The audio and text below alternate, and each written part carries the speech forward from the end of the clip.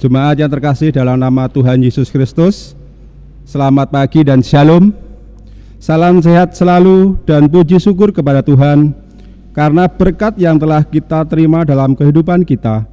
Terlebih pada saat ini kita masih diberi kesempatan untuk bersama-sama beribadah, walaupun dalam bentuk ibadah keluarga di rumah kita masing-masing melalui ibadah virtual. Melalui tema ibadah pada minggu ini, kita diajak untuk saling membangun hubungan kita kepada sesama dengan dasar ketaatan iman kita kepada Tuhan.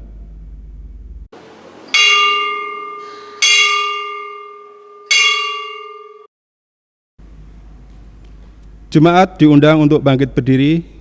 Kita bersama-sama awali ibadah ini dengan menyanyikan pujian pembuka dari PKJ 13. Kita nyanyikan bait yang pertama.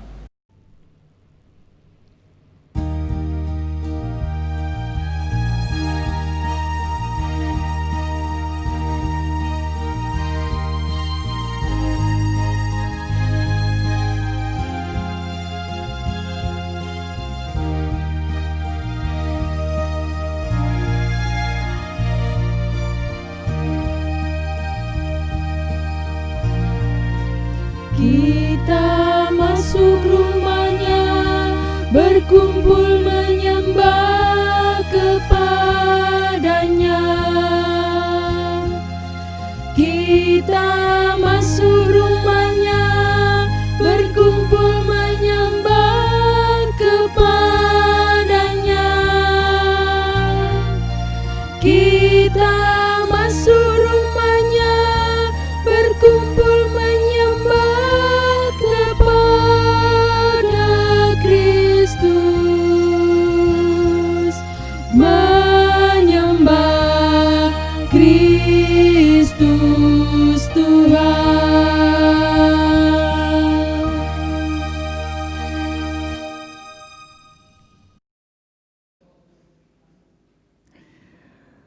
Bapak, Ibu, dan saudara-saudara yang terkasih di dalam Tuhan Yesus Kristus, mari ibadah kita. Pagi hari ini kita akan kuduskan dalam pengakuan bahwa pertolongan kita adalah di dalam nama Tuhan yang menjadikan langit dan bumi.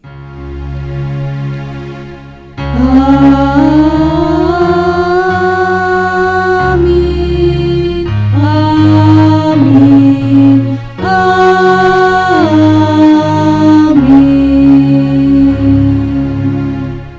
Kasih karunia dan damai sejahtera dari Allah Bapa kita dan dari Tuhan Yesus Kristus menyertai saudara sekalian. Jemaat dipersilahkan duduk kembali.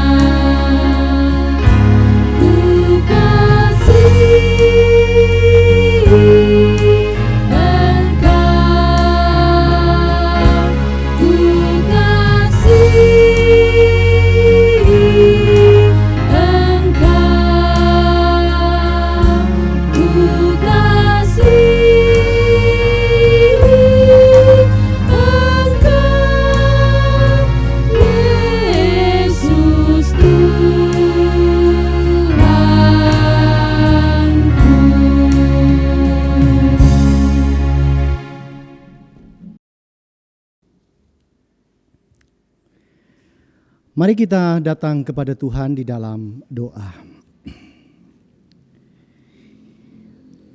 Tuhan Allah yang menjadi sumber pertolongan dan sumber kekuatan, kami datang kepadamu di pagi hari yang penuh sukacita dan syukur ini.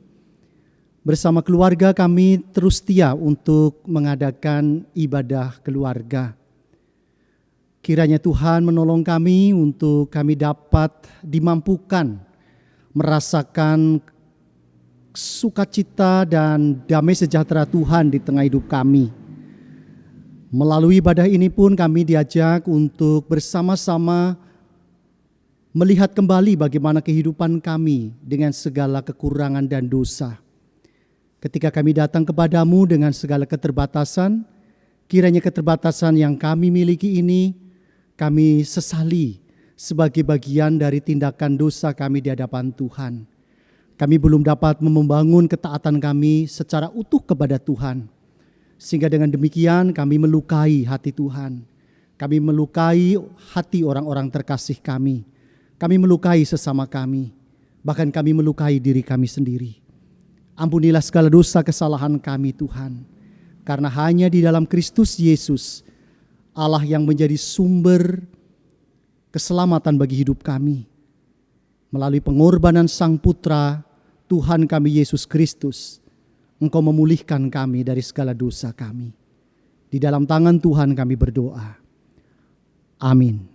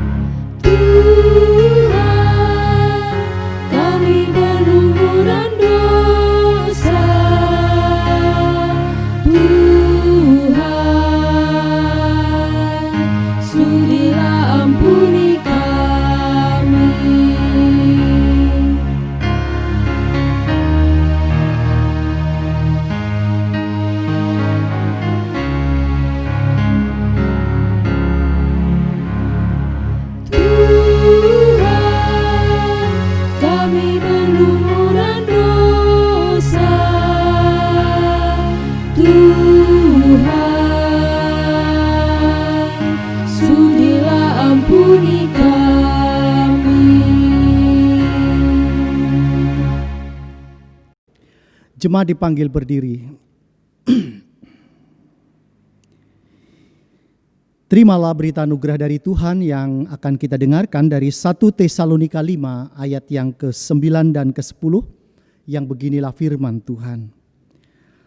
Karena Allah tidak menetapkan kita untuk ditimpa murka, tetapi untuk beroleh keselamatan oleh Yesus Kristus Tuhan kita, yang sudah mati untuk kita, supaya entah kita berjaga-jaga, entah kita tidur, kita hidup bersama-sama dengan Dia. Demikianlah berita anugerah dari Tuhan.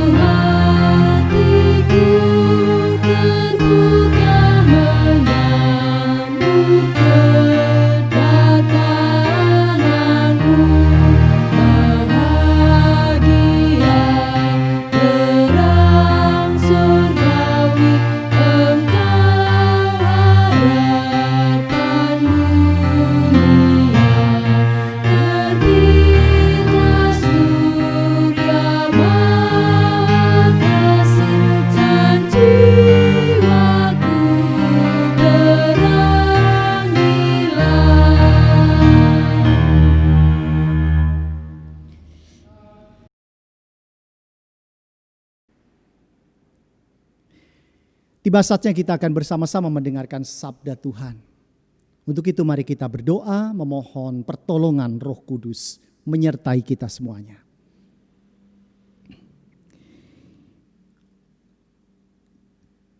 Tuhan Allah yang penuh dengan cinta kasih, tiba saatnya kami akan bersama-sama mendengarkan sabda Tuhan. Bukalah hati kami dan urapi kami dengan kasih-Mu, sehingga kami bersama-sama bersepakat untuk mendengarkan sabda Tuhan dengan penuh setia. Bersabdalah bagi kami semua, dengan hikmat kami siap mendengarkannya. Amin. Saudara-saudara yang terkasih di dalam Tuhan Yesus Kristus, sabda Tuhan di minggu biasa yang ke-33 ini akan saya ambilkan dari Matius 25 ayat yang ke-14 sampai dengan ayat yang ke-30. Matius 25 ayat yang ke-14 sampai dengan ayat yang ke-30, beginilah firman Tuhan untuk kita semuanya. Perumpamaan tentang talenta. Sebab hal kerajaan surga sama seperti seorang yang mau bepergian ke luar negeri, yang memanggil hamba-hambanya dan mempercayakan hartanya kepada mereka. Yang seorang diberikannya 5 talenta, yang seorang lagi 2, dan yang seorang lagi 1, masing-masing menurut kesanggupannya. Lalu ia berangkat. Segera pergilah hamba yang menerima 5 talenta itu.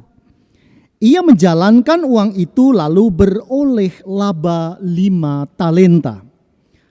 Hamba yang menerima 2 talenta itu pun berbuat demikian juga dan berlaba 2 talenta. Tetapi hamba yang menerima 1 talenta itu pergi dan menggali lubang di dalam tanah, lalu menyembunyikan uang tuannya. Lama sesudah itu pulanglah tuan hamba-hamba itu, lalu mengadakan perhitungan dengan mereka. Hamba yang menerima 5 talenta itu datang, dan ia membawa laba 5 talenta, katanya, "Tuan, 5 talenta Tuan percayakan kepadaku. Lihat, aku telah beroleh laba 5 talenta." Maka kata tuannya itu kepadanya, "Baik sekali perbuatanmu itu, hai hambaku yang baik dan setia. Engkau telah setia dalam perkara kecil. Aku akan memberikan kepadamu tanggung jawab dalam perkara yang besar. Masuklah dan turutlah dalam kebahagiaan tuanmu." Lalu datanglah hamba yang menerima 2 talenta itu. Katanya, "Tuan, 2 talenta Tuan percayakan kepadaku. Lihat, aku telah beroleh laba 2 talenta." Maka kata tuannya itu kepadanya, "Baik sekali perbuatanmu itu, hai hambaku yang baik dan setia. Engkau telah setia memikul tanggung jawab dalam perkara yang kecil. Aku akan memberikan kepadamu tanggung jawab dalam perkara yang besar. Masuklah dan turutlah dalam kebahagiaan tuanmu." Kini datanglah juga hamba yang menerima 1 talenta itu dan berkata, "Tuan, aku tahu bahwa Tuan adalah manusia yang kejam, yang menuai di tempat di mana Tuhan tidak menabur, dan yang memungut dari tempat di mana Tuhan tidak menanam. Karena itu aku takut dan pergi menyembunyikan talenta Tuhan itu di dalam tanah. Ini terimalah kepunyaan Tuhan." Maka jawab tuannya itu, "Hai kamu hamba yang jahat dan malas, jadi kamu sudah tahu bahwa aku menuai di tempat di mana aku tidak menabur, dan memungut dari tempat di mana aku tidak menanam? Karena itu sudahlah seharusnya uangku itu kau berikan kepada orang yang menjalankan uang, supaya sekembaliku aku menerimanya serta dengan bunganya. Sebab itu ambillah talenta itu daripadanya, dan berikanlah kepada orang yang mempunyai 10 talenta itu. Karena setiap orang yang mempunyai, kepadanya akan diberi, sehingga ia berkelimpahan. Tetapi siapa yang tidak mempunyai, apapun juga yang ada padanya akan diambil daripadanya. Dan campakkanlah hamba yang tidak berguna itu ke dalam kegelapan yang paling gelap. Di sanalah akan terdapat ratap dan kertak gigi. Sampai sejauh itu pembacaan kita pagi hari ini. Yang berbahagia ialah mereka yang mendengarkan sabda Tuhan dan yang melakukannya dengan setia. Haleluya. Haleluya, haleluya, haleluya.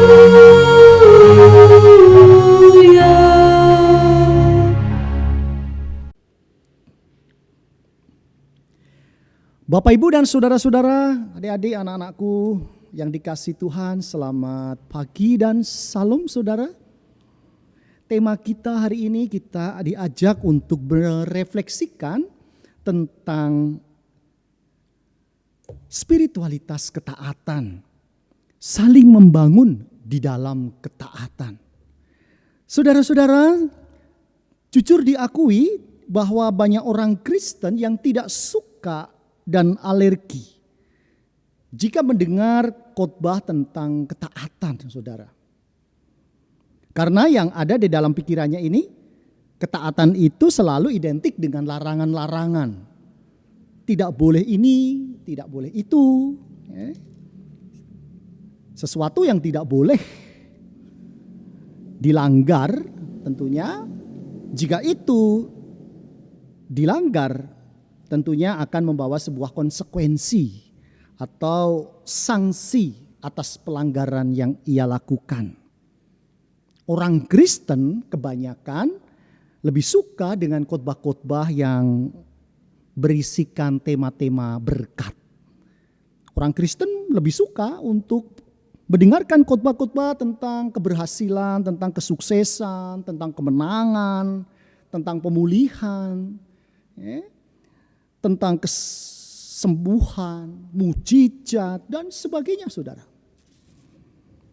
Jadi ketika mendengar khotbah-khotbah yang demikian itu, betapa dirinya menjadi sangat antusias. Berbeda kalau saudara dan saya mendengarkan khotbah-khotbah tentang ketaatan. Karena saudara dan saya selalu ingin menjadi manusia yang merdeka. Tetapi sadarkah saudara-saudara bahwa berkat keberhasilan, berkat kemenangan, berkat kesuksesan, berkat pemulihan, kesembuhan, mujizat adalah buah dari sebuah ketaatan. Karena kita taat, maka buahnya adalah keberhasilan. Buahnya adalah berkat, pemulihan, dan sebagainya itu. Ini yang kadangkala tidak disadari oleh kebanyakan orang Kristen. Taat. Di dalam Kamus Besar Bahasa Indonesia, taat itu berarti tunduk. Taat itu berarti patuh. Baik kepada pemerintah misalnya, atau kepada Tuhan. Jadi tidak berlaku curang. Orang yang saleh, orang yang taat beribadah, ini disebut taat. Nah, untuk menjadi taat, saudara, perlu dilatih. Perlu dibentuk mulai dari hal-hal yang kecil hingga menjadi sebuah kebiasaan, menjadi sebuah perilaku, menjadi sebuah budaya di dalam dirinya itu. Dan karakter yang demikian ini, siapa yang tidak menyukainya, saudara? Saudara ketika melihat atau berjumpa dengan orang-orang yang taat, pasti sangat disukai. Ketika saudara di perempatan traffic light melihat ada orang yang tidak taat pada rambu-rambu, pasti saudara akan menggerutu dan mengkomentari orang gak punya etika dan sebagainya. Orang tua sangat senang melihat anak-anaknya taat. Pemimpin tentunya senang melihat anak buahnya taat. Bahkan Tuhan pun sangat senang melihat setiap orang yang taat kepadanya. Jadi bagaikan sebuah mesin, saudara, yang diciptakan tentunya dengan tujuan tertentu. Ketika bagian dari mesin tersebut tidak dapat lagi melaksanakan tujuannya, maka dia ini rusak. Begitu pula hidup manusia, ibarat mesin tadi.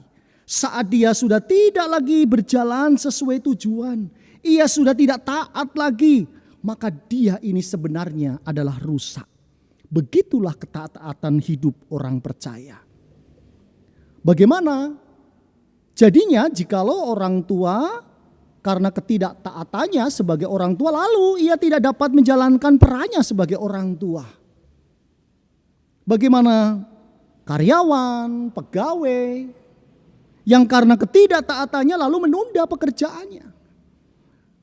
Anak-anak misalnya saudara yang bersekolah, yang berada di bangku kuliah, karena ketidaktaatannya lalu bermalas-malasan, tidak gigih di dalam belajar, menunda tugas-tugas di sekolah dan sebagainya.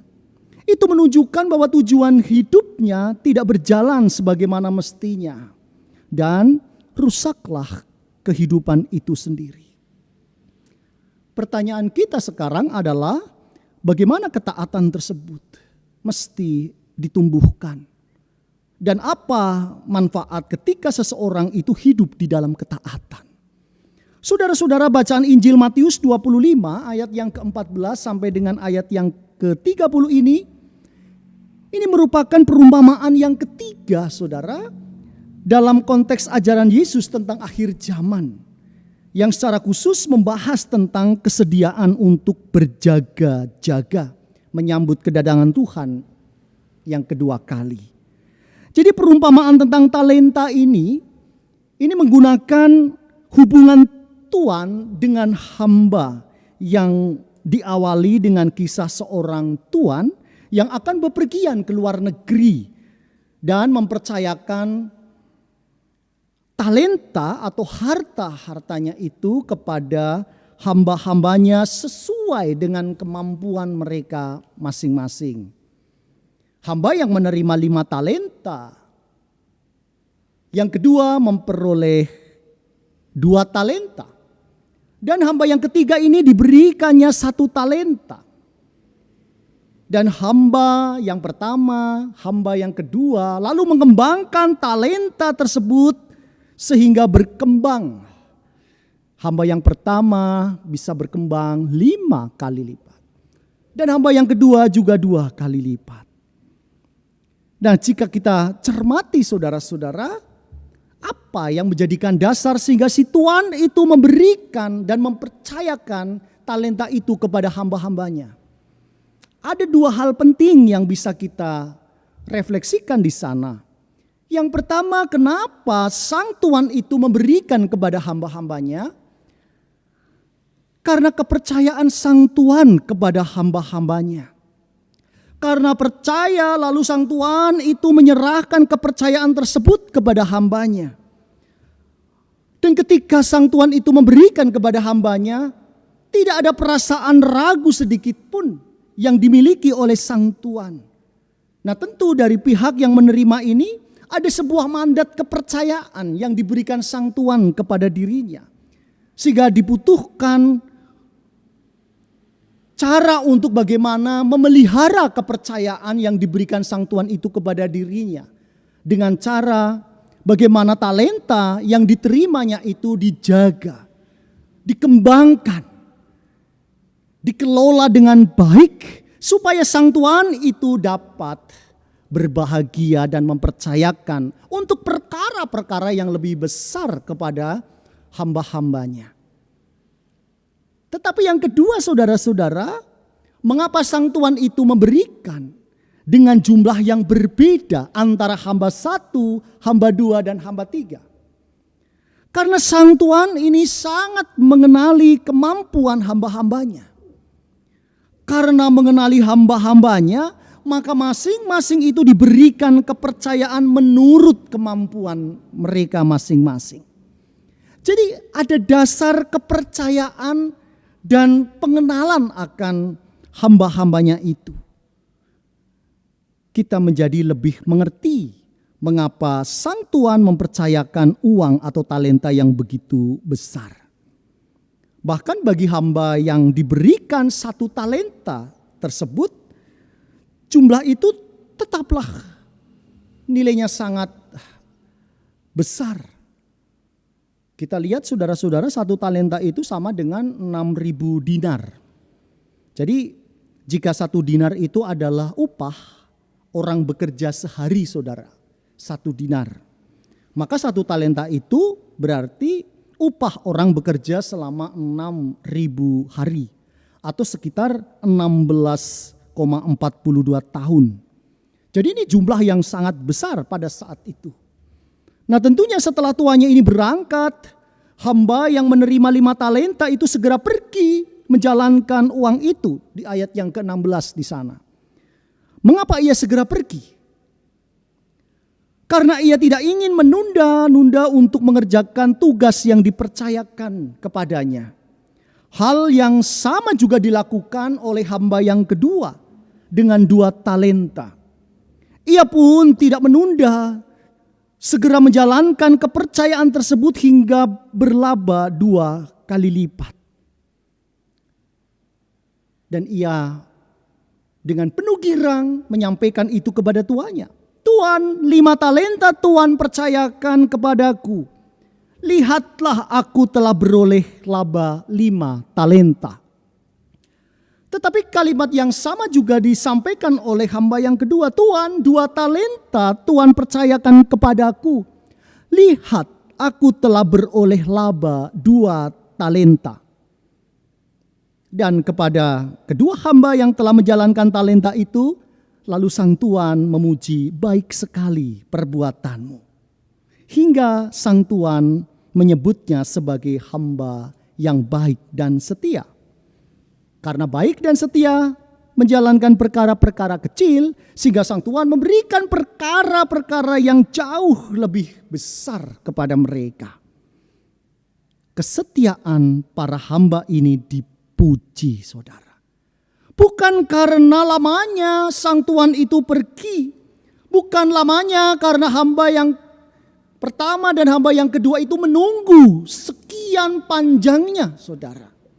Melainkan karena hamba yang pertama dan kedua ini menjalankan tugasnya itu dengan setia dan taat kepada sang tuan. Sehingga mereka bersama-sama dengan sang tuan merasakan kesukacitaan di dalam kehidupan sang tuan. Tetapi tidak demikian dengan hamba yang ketiga, saudara. Mereka, ia disebut sebagai hamba yang jahat dan malas. Mungkin saja ia tetap setia mengabdi. Karena toh ia tetap menjadi hamba dari sang tuan ketika tuan itu akan kembali pulang. Tetapi ia tidak menjalankan tugas kepercayaan tuannya itu dengan baik. Hamba yang baik dan setia juga beroleh penghargaan dengan diizinkan untuk masuk dan turut dalam kebahagiaan tuannya. Tetapi hamba yang ketiga, saudara, hamba yang menerima 1 talenta itu pergi menggali lubang dalam tanah dan menyembunyikan uangnya itu. Menyembunyikan atau menyimpan uang di dalam tanah itu sudah menjadi tradisi Yahudi untuk menghindari kejahatan dan pencurian, saudara. Memang apa yang dilakukan oleh hamba yang ketiga itu seakan-akan memang taat. Ia tidak melakukan korupsi atas apa yang dipercayakan kepada dirinya oleh sang tuan. Uang 1 talenta itu tetap dipegang, tetap dirawat di dalam dirinya, lalu kemudian disimpan di dalam tanah. Hamba yang menerima 1 talenta ini seakan-akan memang ia melakukan apa yang diperintahkan oleh sang tuan. Tetapi ada hal yang penting yang bisa kita lihat di sana, bahwa hamba yang ketiga itu tidak menjalankan kepercayaan tuannya karena berpikir bahwa tuannya adalah orang yang kejam. Karena yang menuai di tempat di mana tuan tidak menabur, dan yang memungut dari tempat di mana Tuhan itu tidak menanam. Artinya saudara, si hamba yang ketiga ini berpikir tuannya itu seenaknya mengambil untung dari apa yang ia kerjakan. Karena memandang tuannya sebagai manusia yang kejam dan seenaknya sendiri, inilah yang membuat ia takut dan tidak berbuat apa-apa. Hamba ini dicela oleh tuannya. Bukan karena tidak menghasilkan keuntungan, tetapi karena ia tidak menggunakan kepercayaan tuannya dengan baik. Ia disebut sebagai hamba yang jahat dan malas. Nah, saudara-saudara yang terkasih, tampaknya memang setia menunggu. Namun di masa menunggu ia memilih tidak melakukan apa-apa. Pada saat dirinya menunggu ini, rupanya ia berpikir dengan dirinya sendiri. Bahkan menilai jelek terhadap kehidupan sang tuannya. Nah, saudara-saudara, melalui perumpamaan ini Tuhan Yesus sedang mengajarkan sikap berjaga-jaga. Berjaga-jaga atas apa? Berjaga-jaga atas kedatangan Tuhan. Dengan memiliki sikap hidup seperti hamba yang baik dan setia. Yang mengerjakan tugasnya dengan penuh tanggung jawab. Dengan tekun, saudara. Dengan sungguh-sungguh. Tanpa menunda. Karena kedatangan Tuhan itu tidak pernah diketahui. Nah, sikap yang demikian ini menjadi ciri pribadi yang disebut dengan taat. Oleh karena itu, saudara-saudara, apa yang bisa kita petik dari bacaan kita, firman Tuhan saat ini? Rupa-rupanya saudara, untuk setia kepada Tuhan, tidak cukup kita hanya menjadi orang yang beriman kepadanya saja. Jadi dilakukan sebuah upaya untuk berjuang, untuk bekerja keras dari apa yang kita imani itu. Tidak sekedar saudara dan saya ini hanya menjadi pengikut-pengikut Kristus saja. Tidak peduli pada apa yang dilakukan. Asal saudara dan saya ini setia sampai mati, maka semuanya itu akan baik-baik saja. Itulah yang menjadikan praktek iman kita ini menjadi dangkal, saudara. Ya udah, beriman kepada Tuhan itu ya mengikuti aja sudah. Tetapi kita tidak mengembangkan potensi diri kita. Kita tidak mengasah bagaimana pengetahuan kita. Kita tidak mengasah bagaimana diri kita untuk dapat setia mendalami firman-firman Tuhan misalnya. Dan kesetiaan kepada Tuhan itu harus ditampakkan dalam sikap hidup yang taat. Menjadi orang yang bertanggung jawab serta tidak bermalas-malasan. Jadi buanglah saudara sifat-sifat kemalasan ini dan jadilah pribadi yang sungguh-sungguh taat kepada Tuhan. Nah, tentu untuk menjadi taat tidak bisa hanya bersifat pasif saja, saudara. Melainkan bagaimana mesti diberdayakan. Ketaatan kita itu perlu dirawat. Ya, ketaatan kita kepada Tuhan itu perlu dilatih setiap hari dengan berbagai tempaan peristiwa, baik suka maupun duka. Dan ketika kita mempercayakan tanggung jawab, ya, ketika Tuhan mempercayakan tanggung jawab itu kepada kita, dimanapun dan dalam bentuk apapun, lakukan semua itu dengan penuh tanggung jawab, tidak bermalas-malasan. Karena ketekunan, kerja keras, pantang menyerah, ini kunci sebuah keberhasilan menjadi anak-anak Tuhan yang layak diandalkan. Jadi tidak ada buruknya saudara kita menjadi orang-orang yang taat. Ketaatan itu akan mendatangkan berkat. Yang pertama saudara, jadilah keluarga yang taat pada Tuhan. Mendengarkan firman Tuhan. Tetapi juga melakukan firman Tuhan itu. Yang kedua, ketika bekerja, bekerjalah dengan tekun dan bertanggung jawab. Ya, menjadi atasan, jadilah atasan yang taat dengan aturan. Tidak malah melanggar aturan yang ditetapkan. Menjadi bawahan, jadilah bawahan yang taat kepada atasannya. Sehingga dengan ketaatan itu saudara akan dipercaya untuk hal yang lebih besar. Yang ketiga tentunya menjadi warga negara yang taat pada pemerintah. Dengan ketaatan itu saudara berprestasi, dapat melakukan dan mendaya gunakan diri kita untuk memberikan sumbangan yang baik bagi negara kita. Terlebih di masa-masa sekarang ini dibutuhkan cara-cara kita untuk terus membangun kreativitas dan prestasi kita. Nah, mengapa kita harus taat pada Tuhan? Ketaatan adalah bukti bahwa kita mencintai Tuhan. Yang kedua, ketaatan adalah bentuk rasa syukur kita, saudara, kepada Tuhan. Ketaatan membawa kita semakin intim dengan Tuhan. Kalau saudara dan saya taat, tentunya saudara dan saya semakin rindu untuk membangun keintiman dengan Tuhan. Ketaatan mengkuduskan dan mendewasakan kita. Bahkan ketaatan itu mendatangkan berkat Tuhan atas hidup kita. Hidup menjadi penuh dengan damai sejahtera. Nah, kapan waktunya?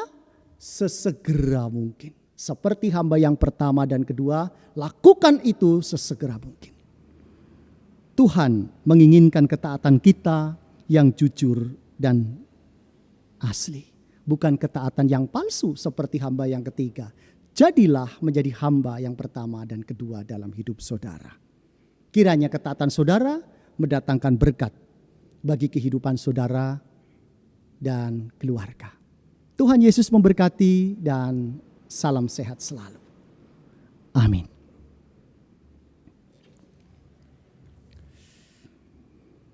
Mari saudara kita bersatu teduh sejenak.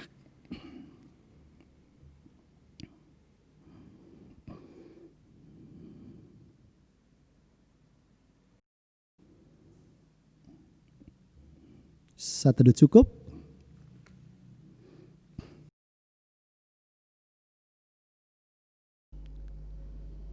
Jemaat dipanggil untuk bangkit berdiri.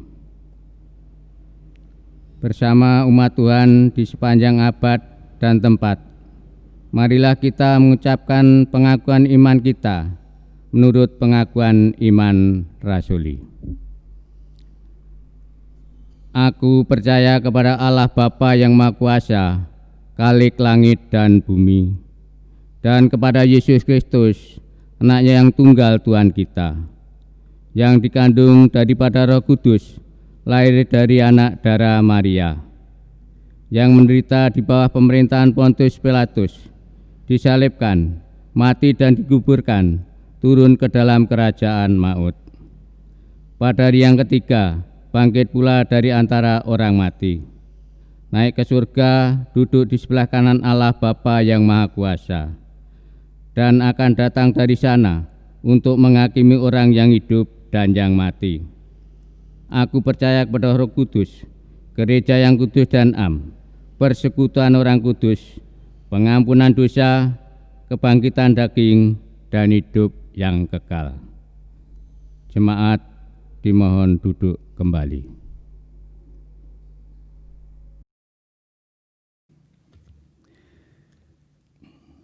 Tiba saatnya kita akan memasuki mengaturkan persembahan kepada Tuhan, didasari dengan nats firman Tuhan dari Maleakhi 3 ayat yang ke-10. Beginilah firman Tuhan. Bawalah seluruh persembahan persepuluhan itu ke dalam rumah perbendaharaan, supaya ada persediaan makanan di rumahku, dan ujilah aku, firman Tuhan semesta alam. Apakah aku tidak membukakan bagimu tingkap-tingkap langit dan mencurahkan berkat kepadamu sampai berkelimpahan. Semari kita berpersembahan, kita akan memuji Tuhan dari nyanyian Kidung Baru 199 bait yang pertama. Sudahkah yang terbaik ku berikan?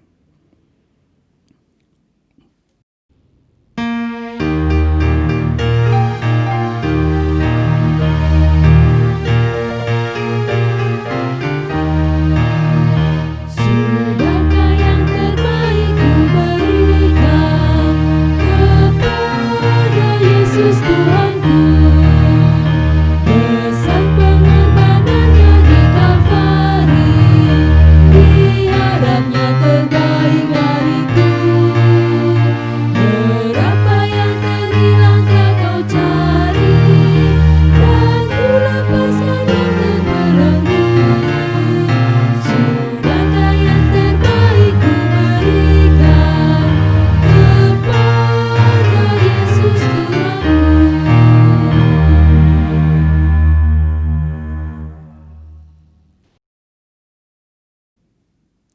Mari kita bersama-sama berdoa, saudara.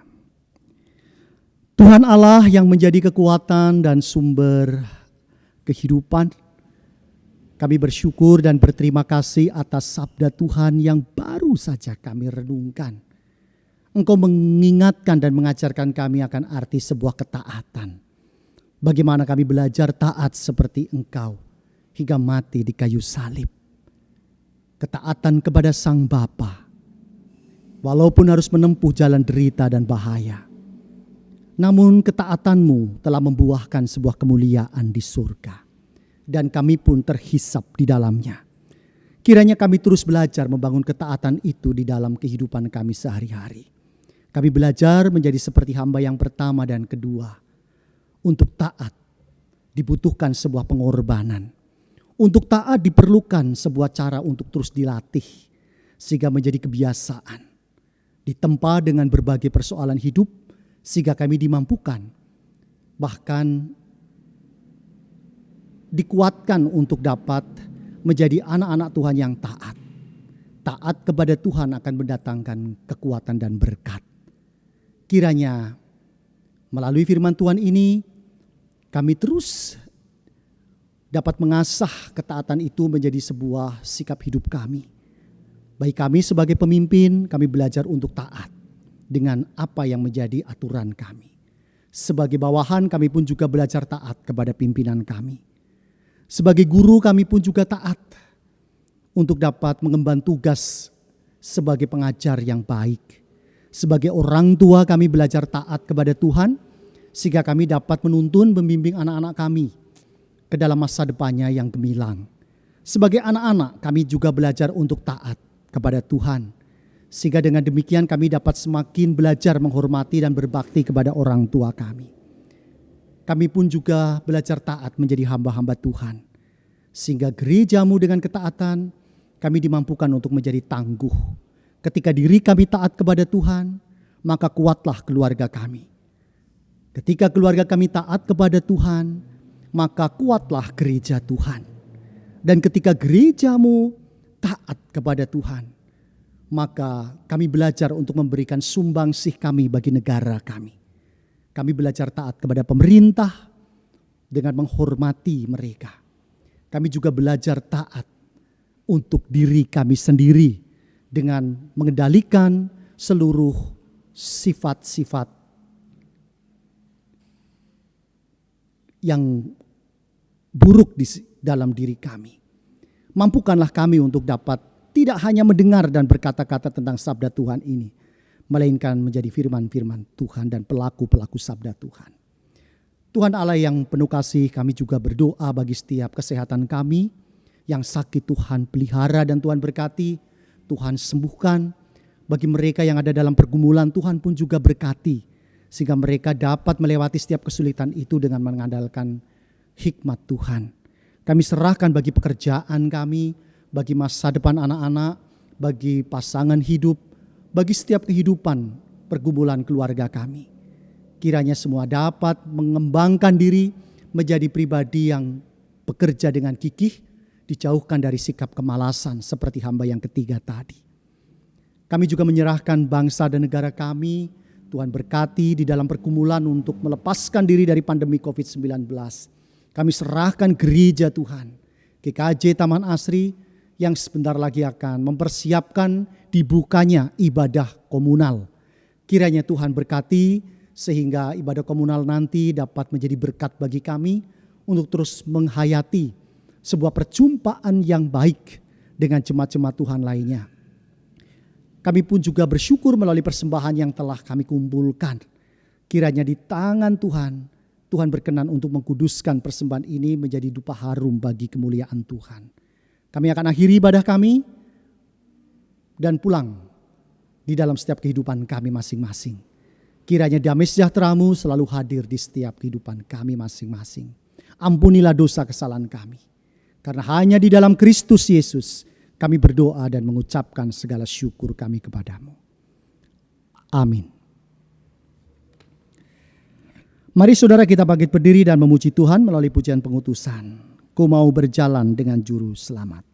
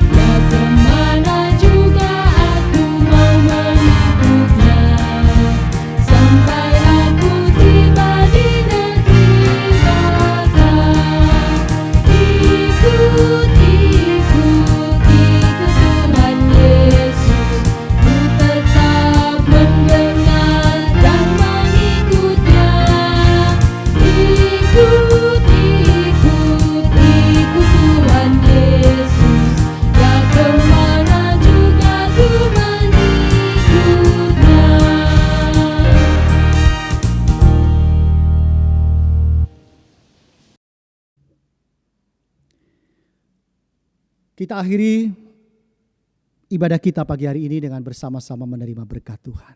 Terimalah berkat-Nya. Tuhan memberkati engkau dan melindungi engkau. Tuhan menyinari engkau dengan wajah-Nya dan memberikan engkau kasih karunia. Tuhan menghadapkan wajah-Nya kepada engkau dan memberikan engkau damai sejahtera. Amin.